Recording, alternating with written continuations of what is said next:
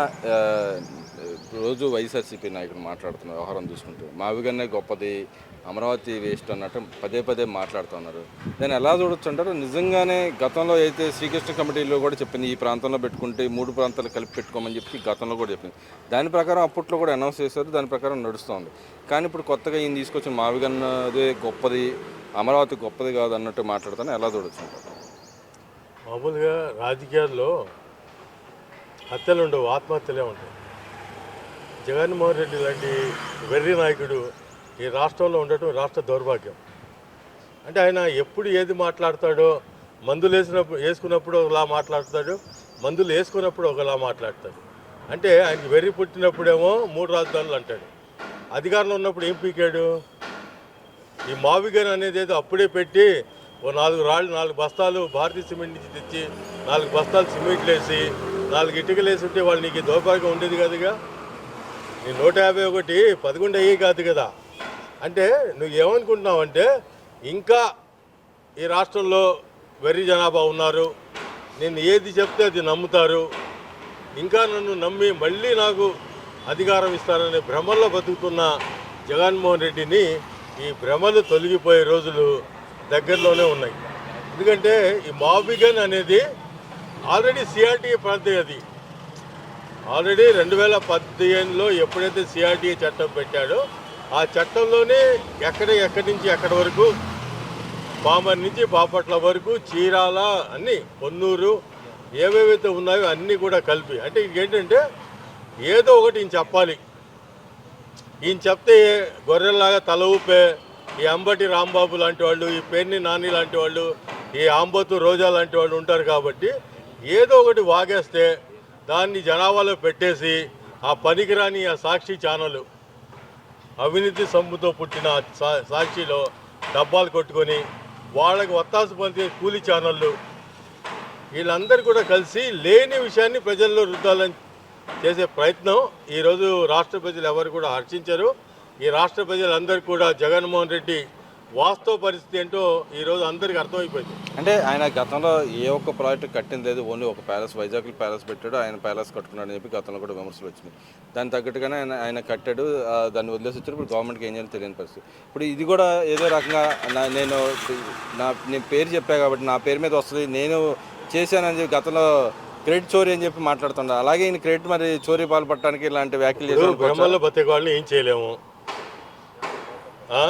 మామూలుగా మనం చూసాం అమరావతి ఏ విధంగా దాన్ని పడుకోబెట్టాడు, పోలవరాన్ని ఏ విధంగా పడుకోబెట్టాడో మనం చూసాం, వైజాగ్ స్టీల్ ప్లాంట్ని ఏ విధంగా పడుకోబెట్టాడో మనం చూసాం. అది ఒక్కటే కాదు, రాష్ట్రంలో అన్ని ప్రాజెక్టులు ఏది తీసుకున్నా కూడా ఏ ప్రాజెక్టుకి కూడా 5 పైసలు కట్టకుండా, 5 పైసలు ఇవ్వకుండా నేను బట్టలు నొక్కానని ఒక భ్రమంలో బతికాడు. వాడు రాబోయే రోజుల్లో కూడా క్వాంటమ్ వాల్యూ వచ్చిందంటే అది ఎప్పుడో మా తాత మాట్లాడాడు, రాజారెడ్డి మాట్లాడితే ఇవాళ వాళ్ళు ఒప్పుకున్నారు. ఆ కియా మోటార్స్ వచ్చిందంటే మా నాన్న చనిపోయి పైన ఆకాశం నుంచి మాట్లాడితే కియా మోటార్స్ వచ్చాయి. తర్వాత మూలపాడు పోర్ట్ అంటే నేనే కట్టానంటాడు, బందర్ పోర్టు ఆయనే కట్టాడు. అన్నీ ఆయన కట్టే రాష్ట్రం నాశనం అయిపోయింది.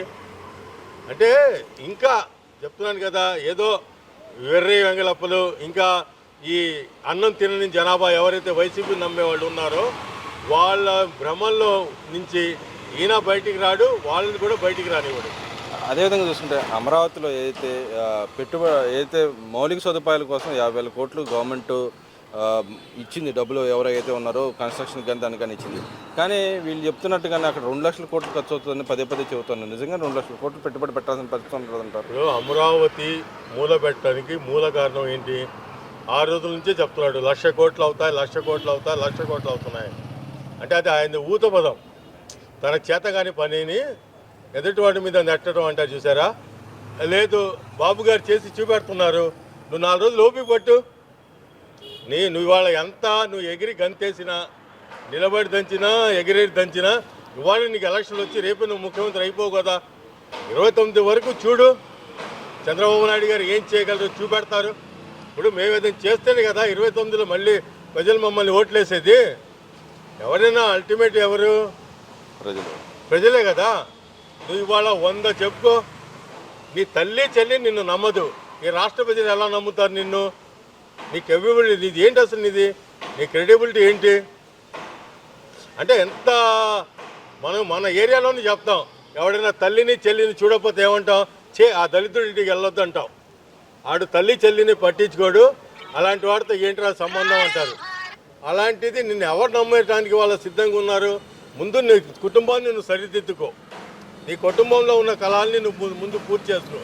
ఆ తర్వాత రాష్ట్ర ప్రజలు నువ్వు ఏం చేస్తావో అప్పుడు ఆలోచిస్తాం. ఇవన్నీ కూడా ఏం చెప్పినా కూడా వాస్తవం. చంద్రబాబు నాయుడు గారి హయాంలో పవన్ కళ్యాణ్ గారి సహకారంతో నారా లోకేష్ బాబు గారి ఆధ్వర్యంలో ఈ అమరావతి అనేది దిగ్విజయంగా పూర్తవుద్ది. మీరందరూ కూడా కల్లో కూడా ఊహించని అభివృద్ధి అక్కడ చేసి చూపెడతారు. అంటే ఇక్కడ మనం చూసుకుంటే అమరావతిలో మౌలిక సదుపాయాలకి 50,000 కోట్లు ఖర్చు అయినా సరే దాదాపు ఇన్వెస్ట్మెంట్ రూపంలో దాదాపు 70 నుంచి 75,000 కోట్ల దాకా ఇన్వెస్ట్మెంట్ రూపంలో వచ్చింది. రేపొద్దున క్వాంటమ్ వ్యాలీ కూడా రాబోతుంది, దాన్ని ఇనాగ్రేషన్ జరగబోతుంది. ఎలా చూడొచ్చు ఇక్కడ? అప్పు చేయటం వేరు, అభివృద్ధి చేయటం వేరు. అప్పు చేసి ఈయన పప్పు బిళ్ళల్లా పంచాడు. కానీ వాళ్ళ బాబు గారు చేస్తున్న అప్పు ఏంటి? వాళ్ళ ఏ ప్రాపర్టీ అయితే అక్కడ గజం 10,000 20,000 కూడా చెందని ప్రాపర్టీ వాళ్ళ గజం 1,00,000-1,50,000 అమ్ముడుపోతుంది అంటే ఏంటి?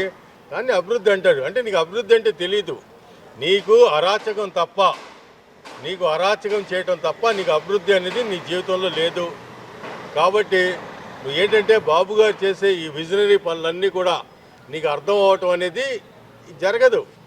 నువ్వు ఏదైతే నీ పక్కన ఉన్న నీ కులాన్నో లేకపోతే నిన్ను ఇంకా నమ్ముతున్న 2 మతాలను నువ్వు ఇంకా వాళ్ళ మీద ఆధారపడి నీ రాజకీయాలు చేయి. నీకంటూ రాబోయే రోజుల్లో ఇలాగే ఉంటే రాబోయే రోజులు ఇప్పుడు వచ్చిన సీట్లు కూడా నీకు రావడం కష్టం. అంటే ఇక్కడ చంద్రబాబు నాయుడు గారు అక్కడ కొనుక్కున్న ఇల్లు 7,000 గజంకి కొన్నారు. ఇప్పుడు మొత్తం వచ్చినా కూడా అక్కడ ఉన్న రేటు ప్రకారం చూసుకుంటే, గవర్నమెంట్ రేటు ప్రకారం, మార్కెట్ రేటు ప్రకారం చూసుకుంటే 80 కోట్ల వరకే వస్తుంది. అంతకంటే మించి రాదు 5,000 ఎకరాలకు గాను. ఇంక మోసం చేస్తావు, నన్ను తెచ్చిన అప్పు కడతాను, వడ్డీలు కడతానికి రావు అని చెప్పి సజ్జన మాట్లాడుతూ ఉన్నాడు. ఇవాళ తుళ్ళూరు ప్రాంతంలో, ఇవాళ లేకపోతే రాజధాని ప్రాంతంలో ఇవాళ ఎకరా 5 కోట్లు ఉంది. ఏమీ లేకుండానే రాబోయే రోజుల్లో ఏవైతే ఇవన్నీ స్ట్రక్చర్స్ అన్నీ కూడా రెడీ అయిపోయిన తర్వాత అది ఎకరం ఎన్ని కోట్లకు పెరుగుద్దో దానికి లిమిట్ లేదు. ఆ రోజు 5,000 ఎకరాలంటే ఇవాళ ఉన్న పరిస్థితులు కూడా 2,50,000 రూపాయలు, 2,50,000 కోట్లు నికారా ప్రాపర్టీ ఈరోజు మన చేతిలో ఉంది. రాబోయే రోజులు ఇంకా పెరుగుద్ది. లేకపోతే ఇప్పటి నుంచే నీకు ఎందుకు అపశకునాలు? నువ్వు ఏం పీకలేదు కదా. నువ్వు ఏదైనా చేసుండి ఇదో నేను 10 పైసలు నేను పెట్టాను, నేను దాని అభివృద్ధికి పాటుపడ్డాను, కాబట్టి ఏమీ జరగలేదు, నేనే ఏమీ చేయలేకపోయాను, మీరేం చేస్తారో అడగొచ్చు. కానీ నువ్వు ఏం లేదు కదా, ముసుగుతన్ని పట్టుకున్నావు కదా ప్యాలెస్లో. ఏ రోజు ప్రజల మధ్య రాలేదు కదా. అమరావతి రైతుల బాధలు నువ్వు ఏ రోజు పట్టించుకోలేదు కదా. ఆ ప్రాంతాన్ని పరదాలు కట్టుకొని వెళ్ళావు కదా నువ్వు. ఆ ప్రాంతం నుంచి వెళ్తా కూడా నువ్వు గోడలు కట్టుకొని పరదాలు కట్టుకొని కొన్ని వేల మంది పోలీసులు ఉంటే తప్ప నువ్వు అడుగు బయట పెట్టలేని నువ్వు కూడా ఈరోజు చంద్రబాబు నాయుడు గారి నుంచి మాట్లాడుతున్నావు అంటే ఇది ప్రజాస్వామ్యంలో నీకు చెల్లుబాటైంది.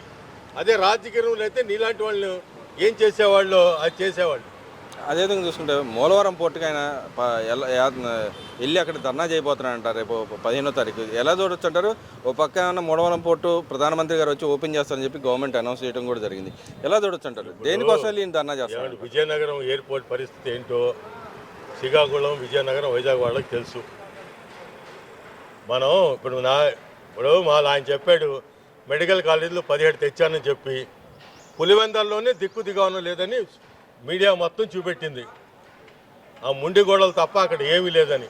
అంటే నువ్వు చెప్పుకుంటే ఎవడు నమ్మచ్చు, కానీ పులివెందులో ఉన్నవాడికి తెలీదా నువ్వు మెడికల్ హాస్పిటల్ కట్టావో లేదో? నువ్వు భ్రమల్లో ఉన్నావు. అదే నేను చెప్తున్నాను, ఆయన భ్రమల్లోనే ఉన్నాడు. ఆ భ్రమల్లో నుంచి రాడు, ఆయన్ని భ్రమల్లో నుంచి రానివ్వరు. ఆయన అనే వ్యక్తి మారడు. అరే మారేవాడైతే దేనికోసం వెళ్ళి అక్కడ ధర్నా చేస్తాడంటారు రేపు? ఏది అక్కడికి వెళ్ళి ధర్నా నేను ఏమి చేయలేకపోయాను, మీరు చేస్తున్నారు, అని ఏడవడానికి వెళ్తున్నాడు, ధర్నా చేయడానికి కాదు. ఆ. అది చూసి ఏడవడానికి వెళ్తున్నాడు. అదేవిధంగా మన పక్క రాష్ట్రం ఉన్న మాజీ కేటీఆర్ కూడా నిన్న మాట్లాడుతున్నాడు. హైదరాబాద్ డెవలప్మెంట్లో నలుగురు ముఖ్యమంత్రులు ఎవరైతే ఉన్నారో వాళ్ళు గొప్పగా చేశారని చెప్పి చంద్రబాబు నాయుడు గారిని, ఎన్టీఆర్ గారిని, వైఎస్ రాజశేఖర రెడ్డి గారిని వీళ్ళందరినీ చెప్పడం జరిగింది. ఎలా చూస్తారు? నిజంగానే ఆయనలో మార్పు వచ్చిందంటే ఆ మార్పు ఇక్కడ కూడా వస్తుందంటారా? కనీసం రాదండి. జగన్ రెడ్డి మారటం అంటే నేను చెప్పేది ఏంటంటే మామూలు కాకి తెల్లగా అవటమే. కాకి తెల్లగా అవటం ఎంత అవాస్తవమో జగన్మోహన్ రెడ్డి మారటం అనేది అంత అవాస్తవం. ఆయన ఆ భ్రమల్లోంచి రాడు. ఆయన్ని ఈ పక్కన ఉన్న భజన బ్యాచ్ ఆయన్ని ఆ భ్రమల్లో నుంచి బయటికి రానివ్వరు. ఆయన ఇలాగే ఏది మొదలైతే అది నేనే తెచ్చానని భ్రమల్లో బతుకుతాడు. ఈ 3 సంవత్సరాలు కూడా ఆయన ఇలాగే ఉంటాడు. 2029లో మళ్ళీ ప్రజలు చెళ్ళు అనిపిస్తే అప్పుడు భూమి మీదకి వస్తాడు. అప్పటి వరకు జగన్మోహన్ రెడ్డి అనే వ్యక్తి మారడు. కానీ ఆయన వచ్చి సినిమా చూపిస్తాడు కదా చంద్రబాబు నాయుడు గారు. ఏ సినిమాలు 2019 నుంచి 24 వరకు ఎవరు చూడలేదు? మా పట్టాభి గారికి చూపెట్టలేదా? మా దేవినేని ఉమా గారికి చూపెట్టలేదా? మా ధూళిపాల నరేంద్రకి చూపెట్టలేదా? మా బీసీ జనార్దన్ రెడ్డికి చూపెట్టలేదా? మా జేసీ ప్రభాకర్ రెడ్డికి చూపెట్టలేదా? ఏంటి నువ్వు కొత్తగా నీ సినిమాలు చూపెట్టేది? నీ జీవితం అంతే. ఇలాగే రాజకీయాల్లో కష్ట సాధింపే నీకు ధ్యేయం. కష్ట సాధింపులతో మాత్రమే నువ్వు బతుకుతావు. నీకు అభివృద్ధి చేయాలని మళ్ళీ అధికారం ఇస్తే నేను అభివృద్ధి చేస్తాను, అమరావతిని 2 అభివృద్ధి చేస్తాను, పోలవరాన్ని ఇలాంటి మాటలు చెప్పకుండా నువ్వు చేసుకున్న పాపానికి ఇవాళ కూడా నువ్వు భరిస్తున్నావు. ఇవాళ కూడా నీకు ఆ శాపం అయితే తగులుతూ ఉంటే ఇంకా నేను వస్తే రప్పరప్పలాడిస్తాను, నేను వస్తే వాళ్ళంతు చూస్తాను, నేను వస్తే వీళ్ళంతు చూస్తాను, ఏబిఎన్ రాధాకృష్ణ నీ స్టేషన్లు తిప్పుతాను. ఏంటిది ప్రజాస్వామ్యంలో నువ్వు మాట్లాడే మాటలు? అంటే ప్రజాస్వామ్యంలో మనం ఏం మాట్లాడుతున్నావో కూడా చాలామంది అనుకుంటారు. ఎవరైతే తటస్థ ఓటర్లు ఉంటారో వాళ్ళు శాంతిని కోరుకుంటారు, వాళ్ళు మంచిని కోరుకుంటారు, వారు అభివృద్ధిని కోరుకుంటారు. నీ అభిమానించే ఓట్లు నీకు ఉండొచ్చు, మాకు అభిమానించే ఓట్లు మాకు ఉండొచ్చు. కానీ గెలుపోవటం నిర్ణయించేది తటస్థులే. ఆ తటస్థులైన వాళ్ళు నిన్ను నమ్మలేదు, రేపు నిన్ను నమ్మరు.